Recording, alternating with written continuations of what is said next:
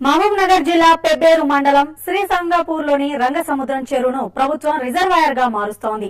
2 టీఎంసీల నీటిని ఈ రిజర్వాయర్ లో నింపనున్నారు. ప్రస్తుతం జలాశయంలోకి నీరు వచ్చి చేరుతోంది.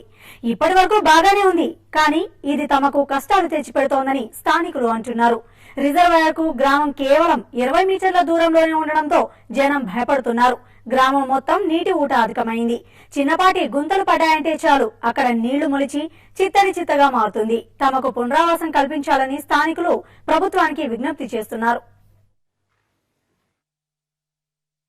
గతంలో ఉన్న ఒక చెరువు 1 టీఎంసీ నీళ్లున్నాయి. ఇప్పుడు రంగసముద్రం రిజర్వాయర్ 2 టీఎంసీలు అయినాయి. టీఎంసీ అయిన దానికి ఈ ఊరుకు చాలా సిపిఐ వస్తుంది. సిపిఐ వచ్చిన కారణంగా ఇల్లు పడిపోవడానికి ఆస్కారం ఉంది.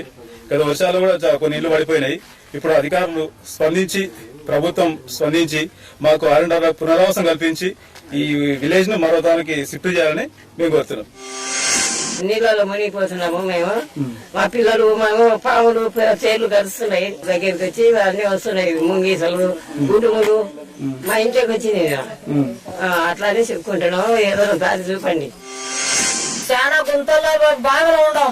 మా బావిలో ఏందో మాకు ఇల్లు తీసేయాలంటున్నాని మేము చాలా కోరుకుంటున్నాము. కట్ట వేసినప్పుడు కూడా మేము కట్ట ఇచ్చినాం. అడ్డగించి అప్లికేషన్ ఇచ్చినాం. చిన్నారెడ్డికి ఇస్తే సరే మేము చూసుకుంటాం అన్నారు. మాకు ఏది చేయలేదు.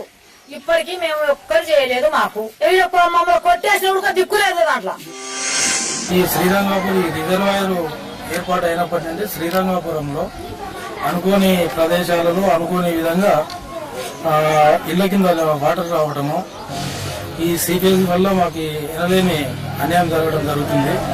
ఈ విషయం గురించి మేము అధికారులను కోరడం జరిగింది. పునరావాసం ఏర్పాటు చేయడం అని కోరడం జరిగింది. అయినా దీని విషయంలో స్పందన లేదు.